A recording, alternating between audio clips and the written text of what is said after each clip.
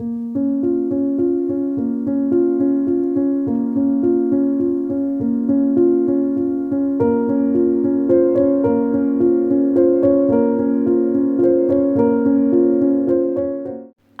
শহরে তখন শীত পড়েছে। হঠাৎ কলেরা দেখা দিলে তখনকার দিনে ওলা ওঠার নামে মানুষে ভয়ে হতজ্ঞান হতো। কারো কলেরা হয়েছে শুনতে পেলে সে পাড়ায় মানুষ থাকতো না। মারা গেলে দাহ করার লোক মেলা দুর্ঘট হতো।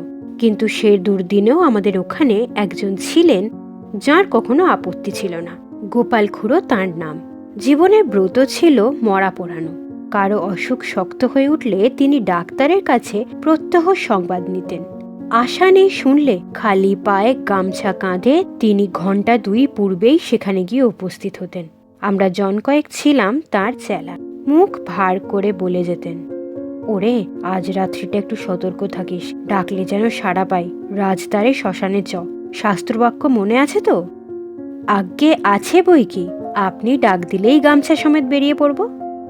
বেশ বেশ, এই তো যাই, এর চেয়ে পুণ্যকর্ম সংসারে নেই।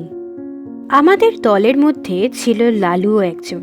ঠিকেদারির কাজে বাইরে না গেলে সে কখনো না বলতো না। সেদিন সন্ধেবেলা বিষণ্ণ মুখে খুড়ো এসে বললেন, বিষ্টু পণ্ডিতের পরিবারটা বুঝি রক্ষে পেলে না। সবাই চমকে উঠলাম। অতি গরিব বিষ্টু ভট্টাচার্যের কাছে বাংলা স্কুলে আমরা ছেলেবেলায় পড়েছিলাম। নিজে সে চিররুগ্ন এবং চিরদিন স্ত্রীর প্রতি একান্ত নির্ভরশীল। জগতে আপনার বলতে কেউ নেই। তার মতো নিরীহ অসহায় মানুষ সংসারে আমি দেখিনি। রাত্রি আন্দাজ 8টা। দড়ির খাটে বিছানা সমেত পণ্ডিত গৃহিণীকে আমরা ঘর থেকে উঠানে নামালাম। পণ্ডিত মশাই ফ্যাল ফ্যাল করে চেয়ে রইলেন। সংসারে কোনো কিছুর সঙ্গে সে চাহনির তুলনা হয় না এবং সে একবার দেখলে সারা জীবনে ভোলা যায় না। মৃতদেহ তোলবার সময় পণ্ডিত মশাই আস্তে আস্তে বললেন, আমি সঙ্গে না গেলে মুখাগ্নির কি হবে? কেউ কিছু বলবার আগে লালু বলে উঠল, ও কাজটা আমি করব পণ্ডিত মশাই, আপনি আমাদের গুরু, সেই সম্পর্কে উনি আমাদের মা। আমরা সবাই জানতাম শ্মশানে হেঁটে যাওয়া তার পক্ষে অসম্ভব। বাংলা স্কুল মিনিট 5 পথ, হাঁপাতে হাঁপাতে সেটুকু আসতেও তার আধ ঘন্টার বেশি সময় লাগত। পণ্ডিত মশাই একটু চুপ করে থেকে বললেন, নিয়ে যাবার সময় ওর মাথায় একটু সিঁদুর পরিয়ে দিবি না লালু? নিশ্চয়ই দেব পণ্ডিত মশাই, নিশ্চয়ই দেব বলে এক লাফে সে ঘরে ঢুকে কৌটো বার করে আনলে এবং যত সিঁদুর ছিল সমস্তটা মাথায় ঢেলে দিলে।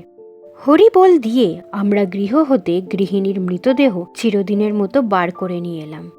পণ্ডিত মশাই খোলা দোরের চৌকাঠে হাত দিয়ে তেমনি চুপ করে দাঁড়িয়ে রইলেন। গঙ্গার তীরে শ্মশান, অনেক দূর, প্রায় ক্রোশ 3। সেখানে পৌঁছে যখন আমরা সব নামালাম তখন রাত 2টো।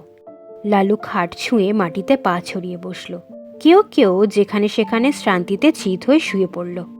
শুক্লা দ্বাদশীর পরিস্ফুট জ্যোৎস্নায় বালুময়ে বহুদূর বিস্তৃত শ্মশান অত্যন্ত জনহীন। গঙ্গার ওপার থেকে কনকনে উত্তরে হাওয়ার জলে ঢেউ উঠেছে।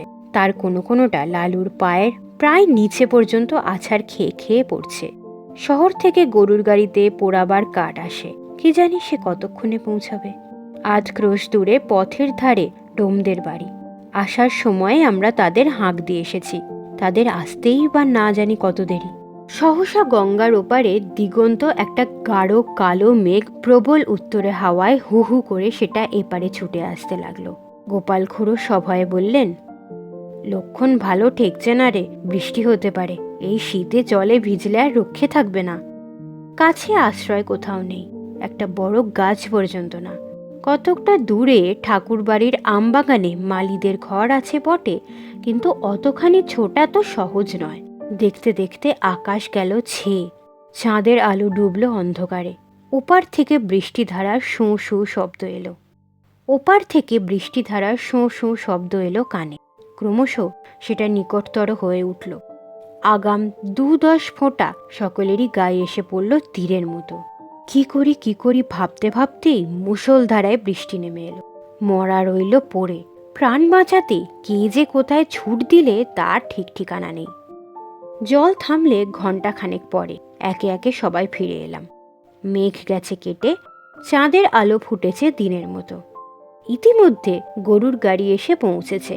গাড়োয়ান কাঠ এবং শবদাহের অন্যান্য উপকরণ নামিয়ে দিয়ে ফিরে যাবার উদ্যোগ করছে, কিন্তু ডোমদের দেখা নেই। গোপাল খুড়ো বললেন, ও বেটারা ওই রকম, শীতে ঘর থেকে বেরুতে চায় না। খুড়ো লালুর উদ্দেশ্যে রাগ করে বললেন, ওটা ওই রকম, যদি এতই ভয়, মরা ছুঁয়ে বসতে গেলি কেন? আমি হলে বজ্রাঘাত হলেও মরা ছেড়ে যেতাম না।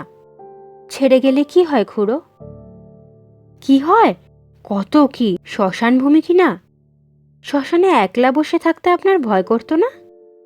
ভয় আমার? অন্তত 1000টা মরা পুড়িয়েছি জানিস। এরপরে মণি আর কথা কইতে পারলে না, কারণ সত্যই খুড়োর গর্ব করা সাজে। শ্মশানে গোটা 2 কোদাল পড়েছিল। খুড়ো তার একটা তুলে নিয়ে বললেন, আমি চুলোটা কেটে ফেলি, তোরা হাতাহাতি করে কাঠগুলো নিচে নামিয়ে ফেল। খুড়ো চুলি কাটছেন, আমরা কাঠ নামিয়ে আনছি। নরু বললে, আচ্ছা, মরাটা ফুলে যেন 2 গুণ হয়েছে না? খুড়ো কোনো দিকে না তাকিয়েই জবাব দিলেন, ফুলবে না, লেপ কাঁথা সব জলে ভিজেছে যে।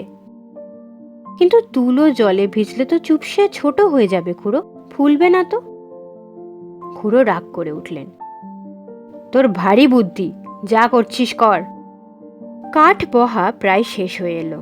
নরুর দৃষ্টি ছিল বরাবর খাটের প্রতি। হঠাৎ সে থমকে দাঁড়িয়ে বললে, খুড়ো, মরা যেন নড়ে উঠল। খুড়োর হাতের কাজ শেষ হয়েছিল। কোদালটা ছুঁড়ে ফেলে দিয়ে বললেন, তোর মতো ভীতু মানুষ আমি কখনো তো দেখিনি নুরু। তুই আসিস কেন এসব কাজে? যা, বাকি কাঠগুলো আন, আমি চিতাটা সাজিয়ে ফেলি, গাধা কোথাকার। আবার মিনিট 2 গেল। এবার মণি হঠাৎ চমকে উঠে 5-7 পা পিছিয়ে দাঁড়িয়ে সভয়ে বললে, না খুড়ো, গতিক ভালো ঠেকছে না, সত্যি মরাটা যেন নড়ে উঠল।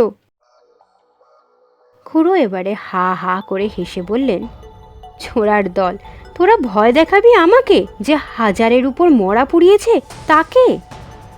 নরু বললে, ওই দেখুন আবার নড়ছে। খুড়ো বললেন, হ্যাঁ নড়ছে, ভূত হয়ে তোকে খাবে বলে। মুখের কথাটা তার শেষ হলো না।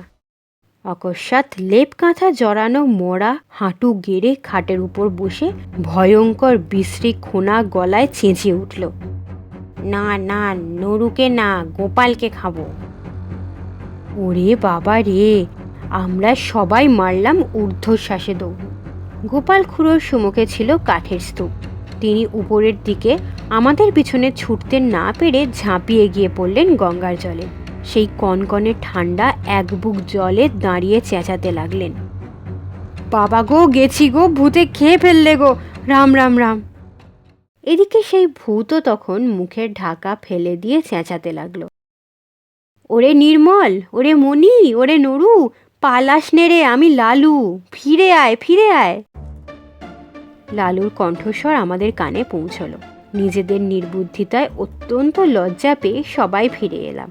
গোপাল খুড়ো শীতে কাঁপতে কাঁপতে ডাঙায় উঠলেন। লালু তার পায়ের ধুলো নিয়ে সলজ্জে বললে, সবাই জলের ভয়ে পালালো, কিন্তু আমি মরা ছেড়ে যেতে পারলাম না, তাই লেপের মধ্যে গিয়ে ঢুকে পড়েছিলাম। খুড়ো বললেন, বেশ করছিলে বাবা, খাসা বুদ্ধি করেছিল। এখন যাও, ভালো করে গঙ্গা মাটি মেখে চান করো গে, এমন শয়তান ছেলে আমি আমার জন্মে দেখিনি। তিনি কিন্তু মনে মনে তাকে ক্ষমা করলেন। বুঝলেন, এত বড় ভয়শূন্যতা তার পক্ষেও অসম্ভব। এই রাতে একাকী শ্মশানে কলেরার মরা, কলেরার বিছানা, এসব সে গ্রাহ্যই করলে না। মুখে আগুন দেবার কথায় খুড়ো আপত্তি করলেন, না, সে হবে না, ওর মা শুনতে পেলে আর আমার মুখ দেখবেন না। শবদাহ সমাধা হলো।